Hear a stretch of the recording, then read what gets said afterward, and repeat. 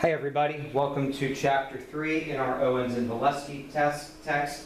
This one is kind of going to look at the foundational history of organizational behavior. Some of you arguably will have experience in organizational behavior, some of you won't. I think it's important that you see both perspectives so that you can understand it. My goal is to make this foundational. Some of you have had business courses in undergrad or graduate school. It's something that you might have taken, you might have tried, and if you did, that's great. It's certainly not a requirement for this program. But I want to go over the big concepts in what organizational behavior looks like so that you can explain these concepts and use them in an educational context, which is much more important. So organizational behavior really is scientific inquiry and applied practice/action research. This is when you can take practice and theory and use practice to create theory and theory to create practice. It's very social, it's very behavioral, and it's one of the most important things to remember, that everything we look at is going to have elements that are social and elements that are behavioral as well. So I like this because really it was collaborative discipline inquiry. This is the notion and this is the idea that, prior to organizational behavior, if you were an expert in education, you were an education expert. You didn't look at other areas and other fields. There was no crossover. But organizational behavior made this happen, and it created this multiple interdisciplinary topics, which was one of the reasons why I particularly like it and think it's important. So, what are the big important things in organizational behavior? What makes an organization successful? My belief are there are 5 things. First, we develop effective managers. Next, the channels of communication. Whether they're good or bad channels of communication, at least they exist and people know how to navigate them. Recruitment's better because you know who you're looking for and who they serve. You have better financial performance, and you use successful succession planning. And successful succession planning is equally important because that's going to tell you who the next person is within your organization that can potentially be the leaders. So, fit. Fit relates to something called person-environment fit theory. That came out of the work of Rocco and LaFrench in the 1970s. You can look at different channels of information to determine really if somebody's going to be a good fit and is going to be good in the organization. It's one of the most important things for a business because if you get the right people in and you get them on board with your vision and your mission, that's going to help you as an organization be a heck of a lot more successful. So out of any company, despite the fact that they have had ebb and flow on their stocks, Starbucks is one of the most famous companies that uses a hiring process that focuses more on fit. Starbucks could care less about organizations, about training you to know stuff about coffee. That's not their priority. Starbucks is much, much more concerned to train you to be an extrovert and to give people an experience. The reason why is that, in all honesty, why would you go to Starbucks? You're going for the experience, you're going for the feeling that it gives you. You're not going for a fast service coffee place like Dunkin' Donuts or McDonald's. So Starbucks is more focused on fit, and that's the truth, especially in their management as well. So succession planning. This is really the notion of preparing people for to be future leaders within an organization, but making sure that you have the right people that are stepping up into those roles at the right time.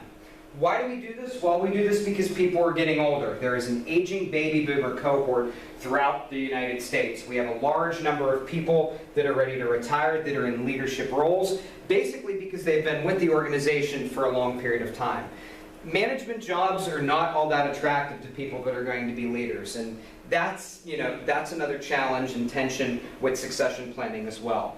Even though you're getting paid better, it doesn't compensate for more responsibilities, more stress, and more accountability in your jobs. So that's something else that has to be considered. It's a major event in the life of an organization. Different case studies have looked at it. Valesky and Ogawa were the first ones to look at it in education. Fink and Brayman revisited it in 2006, and I revisited it with a colleague in 2014. So I always ask people, are you preparing to hire from within, and what does that look like in your organization? If I say, how do you hire for within? How does hiring, what does that look like to you as management? How do you plan for it? And what does your organization do to make sure that it works? So what are the approaches to succession planning? You have to make sure that the expectations in positions are clearly defined. If the expectations aren't clearly defined, why would anybody want to be a leader and experience leadership opportunities in the organization if they don't know what they're going to be doing? And I found that to be one of the biggest overall challenges of succession planning, because if there isn't a good training program and people aren't put into places where they can be successful, why I talk about person, environment, fit first, because succession planning should have a fit framework to it. That's gonna help.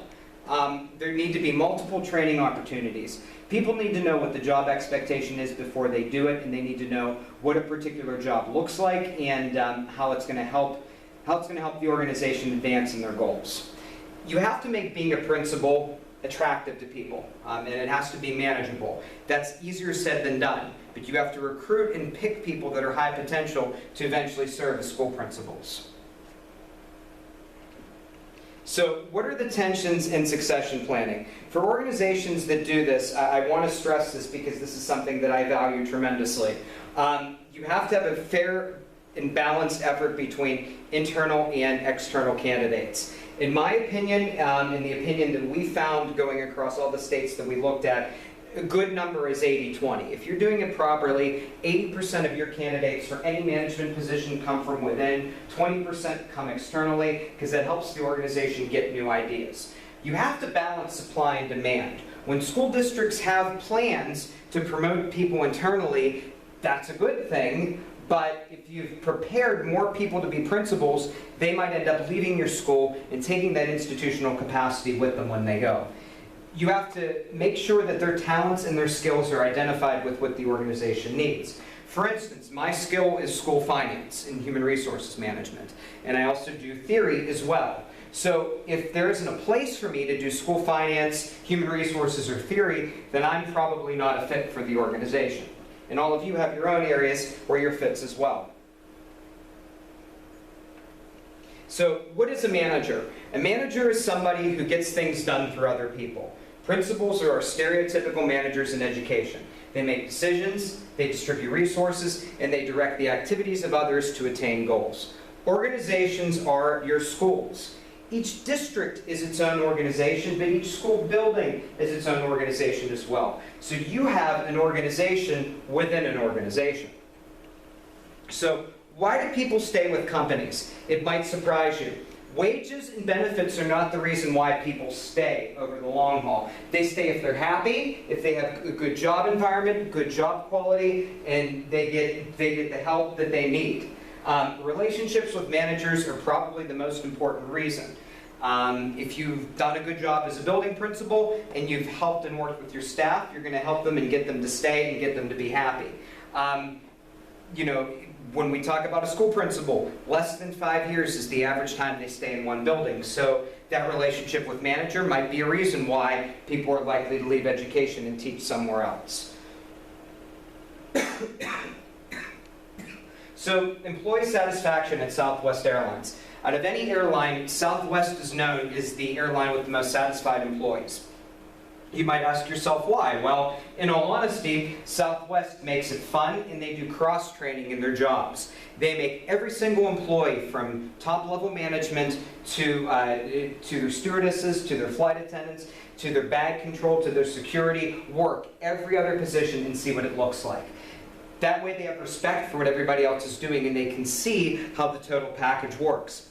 How do you relate that to schools? Here's what I think. In a good district, a good superintendent, which all of you aspire to be, will have your leaders go to different buildings, to different environments, and be successful in those buildings and those environments, and see what they look like and how that can impact them in their own positions. So here are the 4 functions of a manager. We're going to talk about each one of these, and this is traditional organizational behavior. It's planning, organizing, leading, and controlling. So what does planning look like? Planning is when you actually define goals for the organization. In education, this is the notion and this is the concept of defining and developing a strategic plan. When we talk about strategic plans in education, we're talking about what does your school look like in 1 year, what does your school look like in 5 years, what does your school look like in 10 years. You also need to have a hierarchy to know who's responsible for what. What does the top level look like? What does the middle level look like? What does the bottom level look like? And how do each one of these complement and synergize with each other? Organizing is basically saying this is what needs to be done. It's when you assign tasks, it's when you group them together, it's when you give hierarchies, and it's when you centralize decisions where possible. So leading, and this one might not come out well on the video, I like my picture of the rudders because he's obviously in the lead and he's leading and motivating his employees.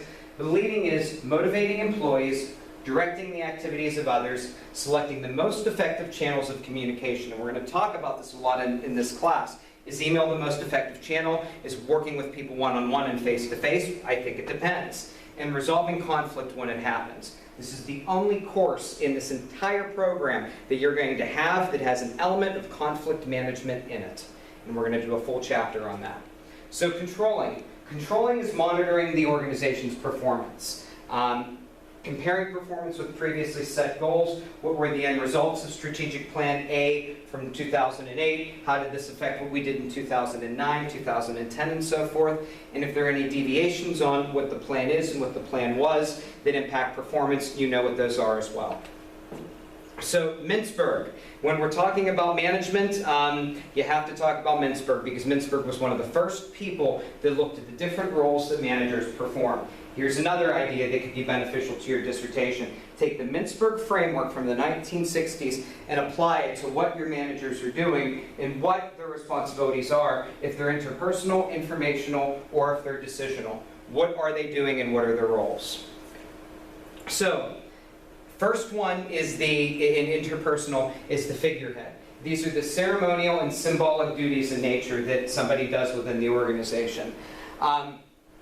There's the leadership role. These are how you hire, train, motivate, and discipline employees. And the liaison is people that can provide manager with the information in order for them to be successful.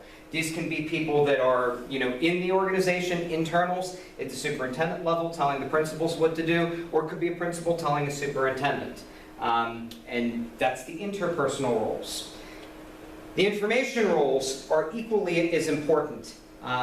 When you collect information from organizations and institutions outside your own and you use it to better your organization, that's the function of monitoring. When you disseminate, you transmit information to different organizational members, and when you're the spokesperson, you make sure that there's a representation of the organization to outsiders. So the decisional roles, these are the ones that I would argue are the most stressful for principals in their position.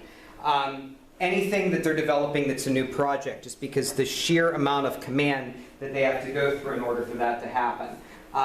Handling disturbances, handling conflict, and actually having corrective action for situations that are problems. Allocating resource. This is the fun part about being a principal. It's being able to say, you have X number of dollars to do, A, B, and C to help your organization.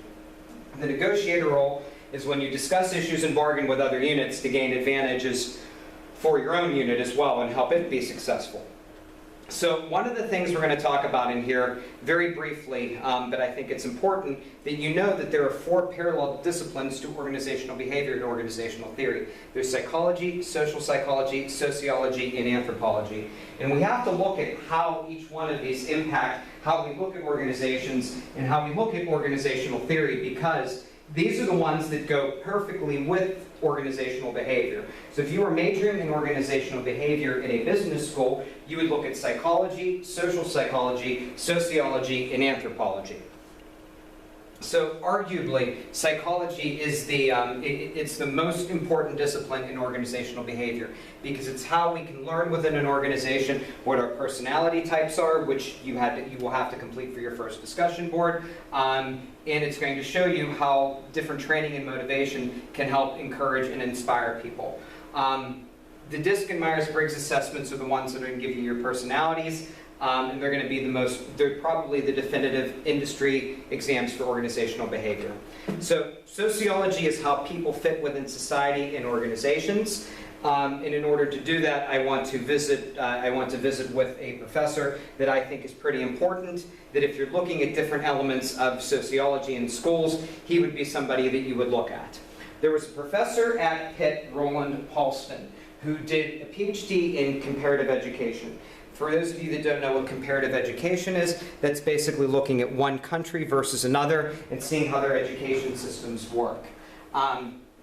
He started at the University of Pittsburgh in 1968, and he was named a full professor only 4 years later, which is extremely impressive. He lasted at Pitt for 27 years, was named emeritus. Basically what that means is he had the right to stay on if he wanted to, teach a class whenever he wanted to, use the facilities for research. It was his institution, and he had the right to still be somebody that worked there. His work was on Latin American developmental education, which, great work, but what made the bigger impact on education was his secondary interest, and that was social cartography. So essentially what social cartography is, it's this notion that people were four different types of personalities. And it's how those personalities relate within the organization that makes social cartography something that can influence the organization. So the first personality type is this idea of the radical functionalist. And I always put these as your, these are your very, very, very far on the other end of the spectrum types of people. They believe that the only way to advance society is to overthrow the higher class and the elite, and that the underlings, the people that are being affected by those decisions, are the ones that have to make changes occur within an organization. Their goal is equality and equal opportunity for all, but there are different methods of acquisition that can cause a problem and can cause challenges with debate. Functionalists are your organizational theorists, and what I would argue, these are your business types of people. I am a functionalist, because basically I spend time to understand the system. I have to take my time out to understand how a system works, what it looks like, how you can use it to advance in society, where radical functionalists try to overthrow that system. If the institution is unstable and it keeps changing, then you really can't be a functionalist, because functionalists are ones that are going to be stuck in one decision, and they're not going to be able to achieve optimal output because of that. Humanists believe that, everything is tied to culture and cultural interactions. Everybody sees the world differently, and the world is actually how we view it in our own truths. So these are people that really understand others and look for interactions in and outside of people's daily lives and daily interactions. We would argue that those are going to be your more humanists, and those are going to be the people that have that perspective on education more. They'll react differently, and they'll be looking at everybody as individuals. The radical humanist says it's kind of like radical functionalists, but they believe for social stratification through Marxist-like methods. Everybody has to have the same equal opportunities and the same equal resources, and that's what makes them a humanist, but then they can be their own people. They're worried about the individual, but everybody should control their own identity and their own freedom. In theory, great idea, but once again, how do you get to that point, and what do those resources look like? So that's it for part one of this video. I'm going to take a break, because I'm going to kind of just digest and talk about some of the other possible and potential functions related to social psychology, anthropology, and workforce diversity. And that'll be the second half of this video. So the first one really was more theory related, and now we're actually looking at cross and interdisciplinary work. Thank you.